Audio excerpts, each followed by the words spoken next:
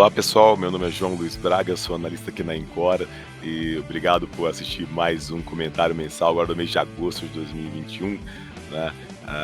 Um mês que foi conturbado, não foi um mês muito fácil, mas a gente foi, acho que foi um mês ok, um mês bom pra gente, né? Não foi ótimo, mas foi bom. A gente conseguiu defender as quedas, né? Foi mais um mês de muita volatilidade, muito atribulado, né? Mas a gente conseguiu defender as quedas, deixou a gente feliz, né? O Ibovespa caiu 2,5 no mês, o SMLL, que é aquele índice de small caps que a gente gosta, a gente até prefere do que o Ibovespa para ver como é que a bolsa está indo, caiu 3,8 no mês, então foi um mês de queda forte. O nosso fundo Encore Ações, que é a carteira long only, caiu 0,3 só, e o Encore Long Bias subiu 0,3. Então a gente conseguiu defender bem a queda, o que deixou a gente bem feliz. No ano, na verdade não é bem no ano, né, desde quando os fundos começaram ali no final de janeiro, o Ibovespa sobe 3,2, a gente, o Encore Ações, sobe 3,5, então ganha um pouquinho do índice já depois de todas as taxas. E o Encore Long Bias sobe 4. Primeiro eu queria pedir desculpa, que eu tô um pouco rouco, né, mas vamos lá. Então a gente tá um pouco feliz aí que esse mês a gente conseguiu passar aí o índice e no acumulado, então foi legal, apesar do mês ser bem difícil. Começando com o Brasil, foi um mês, que eu diria de informações dissonantes, né, teve coisas boas e coisas ruins, né. Teve o Copom, que foi agressivo no sentido que o mercado chama de hawkish, né, no sentido de controlar a inflação, mas o bom humor em relação a isso durou muito pouco, porque logo depois já vieram as notícias, polêmicas sobre como é que seria resolvido o problema dos precatórios, né, se, ah, o governo ia ou não furar o teto de gastos, se ia ter calote, isso foi o grande estresse do mês. A gente viu o dólar estressar, a curva de juros estressar, mas para a bolsa a gente conseguiu perceber claramente a dinâmica de stops em alguns papéis. Você que é isso, né? São alguns investidores simplesmente desistindo, vendendo a qualquer preço e dane-se. A gente viu essa dinâmica acontecer em alguns papéis, a gente até se beneficiou disso, como eu vou falar um pouco mais por final. No final do mês a gente até recupera um pouquinho desse estresse todo. Falando um pouco sobre indicadores aqui no Brasil, o IBGE solta vários indicadores, mas dois que eu gostaria de destacar. Um é o PMC, que é a pesquisa de comércio, varejo, né, que veio fraca, esquisita fraca, né, estava vindo forte no passado, isso é de junho ainda, tá, é óbvio que é um dado bem de retrovisor, mas que é importante, que caiu 1,7 contra 0,7 esperado, foi um pouco esquisito. Já em serviços, o mesmo número do IBGE veio bom, puxado por transporte, volta de voo, essas coisas, né. E curiosamente hoje, né, saiu, o PIB, né, com uma dinâmica bem parecida. A indústria veio bem fraco, puxado para baixo por manufatura, enquanto serviços veio bom e comércio veio mais ou menos.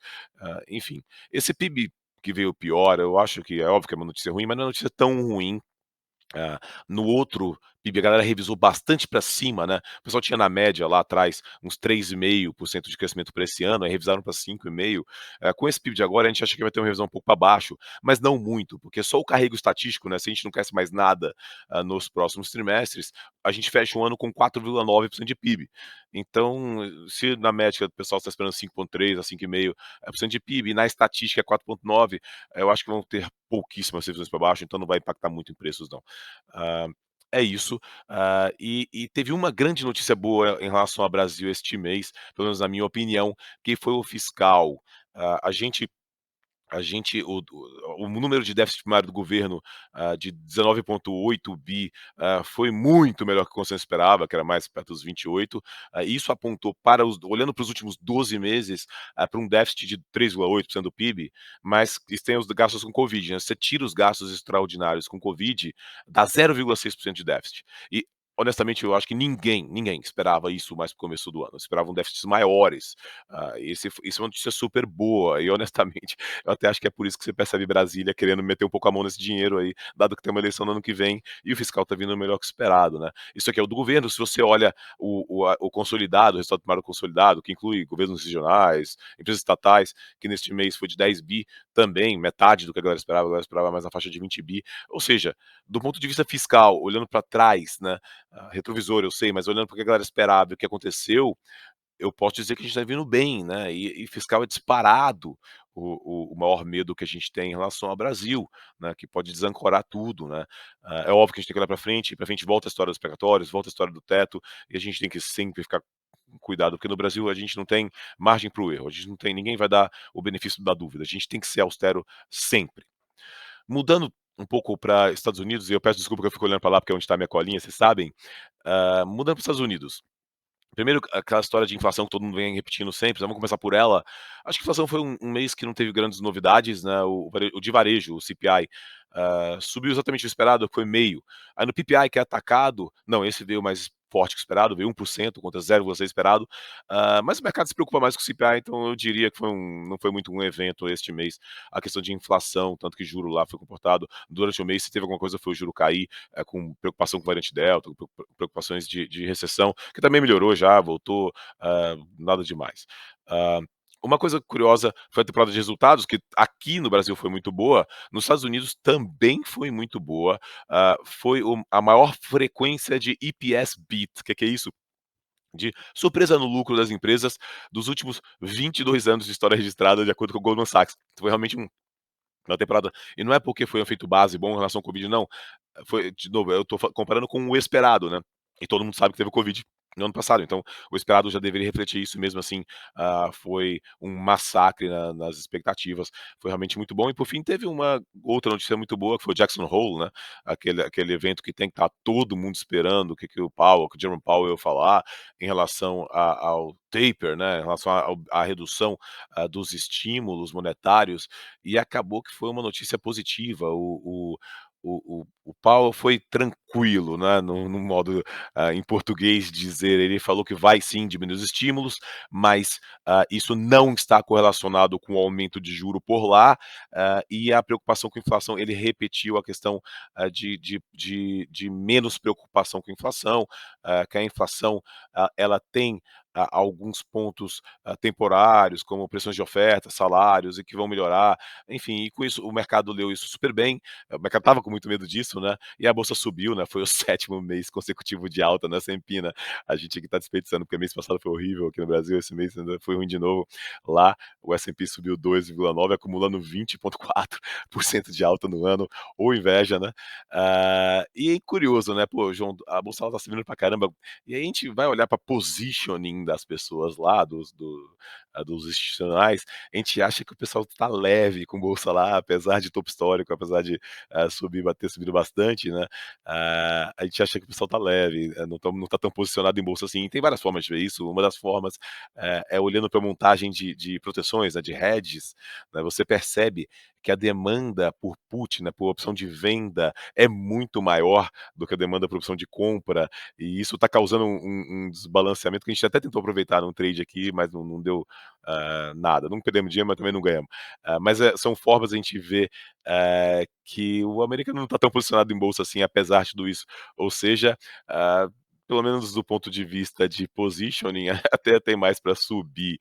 É claro que a base agora de resultados vai ficando mais difícil, tudo aquilo ali, de surpreender, né, ainda mais depois de um trimestre de tantas surpresas, mas a gente acha que talvez, do lado do positioning de mercado, tem mais para subir.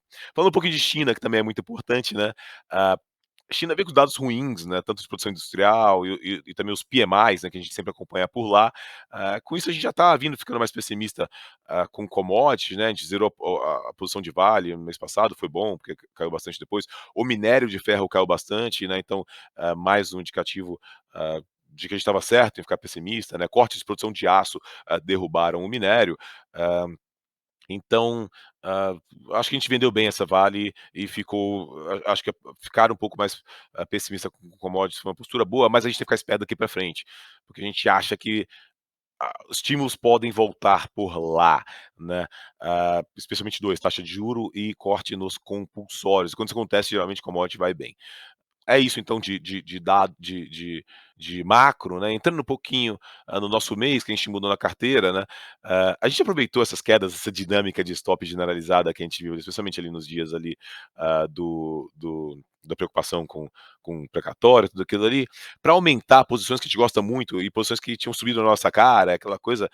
Então a gente aumentou Pets, que a gente gosta muito, a gente aumentou BTG, ainda na tese do Financial Deepening que ficou para trás, a gente aumentou em uma posição que a gente gosta muito, que é Espaço Laser, que soltou um resultado maravilhoso. Aumentamos Intermédica, que ficou bastante para trás, GNDI. E aumentamos uma que a gente gostava, que a gente começou a montar posição, só que escapou e ela caiu bastante, voltou bem, que foi Vamos, né, que eu chamo da Localiza dos caminhões. Então é isso, a gente botou Pets, BTG, Espaço Laser, Intermédica e vamos. O que a gente reduziu? A gente reduziu, a gente zerou basicamente 2 posições, Redditor, que é uma posição, média para grande aqui, ah, a gente gosta muito ainda do caso e a gente deve voltar em algum momento, mas, a gente acha que a dinâmica, da da possível venda, que acabou se confirmando, de 2 grandes acionistas, que é o GIC e o Carlyle, porque ia terminar, né, o período de lock-up, né, o período de proibição de vendas da última oferta, que foi 90 dias, tá lá no prospecto, 90 dias depois acaba, aquilo ali poderia trazer, uma pressão para preços, a gente não saiu, mas a tese não muda nada, então muito provavelmente em algum momento a gente volta para a Redditor, e a gente também zerou Melius durante essa queda, e a posição era pequena, a gente gosta demais desse papel, a gente acha que o papel é um papel para dobrar dos níveis atuais tranquilamente, mas a gente zerou muito porque por uma questão de mercado mesmo, por uma questão de não entender muito bem o que estava acontecendo com a dinâmica de papel. Aí nessa hora você sai, é um papel que, esses papéis de tecnologia são precificados em múltiplos muito altos, né, é difícil, né, eles caem bastante e você não tem o suporte do valuation. Então a gente decidiu ficar um pouco de fora, provavelmente a gente deve voltar também para ele em algum momento. Uma posição nova, pequenininha, que a gente começou a montar foi em Suzano, por acreditar que talvez a celulose encontrou um piso, mas sendo muito honesto, a gente não tem muita convicção disso não, então é uma posição pequenininha e não surpreendem se no mês que vem eu voltar aqui para falar que a gente não tem mais Suzano. Enfim, a gente está estudando mais isso aí antes de aumentar e virar uma posição core do portfólio. Ah, as maiores contribuições positivas para o mês, foram Mercado Livre, que tinha sido uma contribuição bem ruim ao longo do primeiro semestre do fundo, voltou tudo já, graças a Deus, a gente gosta muito da empresa, o resultado foi maravilhoso, a ação subiu 15% no dia, né, então a gente adora quando as pessoas voltam a olhar para o fundamento das ações, né, então, foi super bom. A outra foi Pets, que subiu 15%, porque também soltou um resultado maravilhoso, e além disso, anunciou a aquisição com a Zidog, que foi uma aquisição pra gente que transforma a empresa, uma aquisição maravilhosa. A Zidog é excelente de marca, quem tem cachorro e já comprou sabe, né, então acho que, e a Zidog escolheu a Pets, porque eles juntos vão ser muito legais. Então o pessoal da Zidog vai pra Pets, vai fazer um rebranding lá maravilhoso, eu tenho certeza disso, porque eles são bons disso. Então foi um casamento muito bom e que reforça a nossa tese de longo prazo, na Pets, a gente gosta muito. Para terminar, a gente está na ponta otimista, continuamos otimistas aqui, aliás, a gente até aumentou este mês, com essa queda toda, então a gente no long bias, a gente está 97% net long, a nossa carteira está bem diferente do Ibovespa, tá, eu falei já de commodities que a gente não está tão otimista, bancões a gente não tem, né, o pessoal brinca comigo, pô João, você não tem banco? Eu falei, tem, o Mercado Livre é a nossa maior posição e tem o Mercado Pago lá, que é uma das fintechs que a gente mais admira, né, mas bancão a gente não tem, que também é outra posição muito grande no índice. Então a gente está bem descolado do índice, mas estamos positivos com o net long na casa de 97%. Bom, é isso que eu tinha para contar esse mês, passei um pouquinho dos 10 minutos, né. Pessoal, manda dúvida, manda aqui no comentário, manda lá no Twitter JL Braga, vamos ficar próximos, vocês sabem que a ideia da Encore é ser bastante transparente, é ficar o mais próximo possível e vamos embora aí para o longo prazo. Muito obrigado pela atenção, seguimos confiantes, brigadão pela confiança de todo mundo que entrou no fundo até agora, e até mês que vem. Abraço.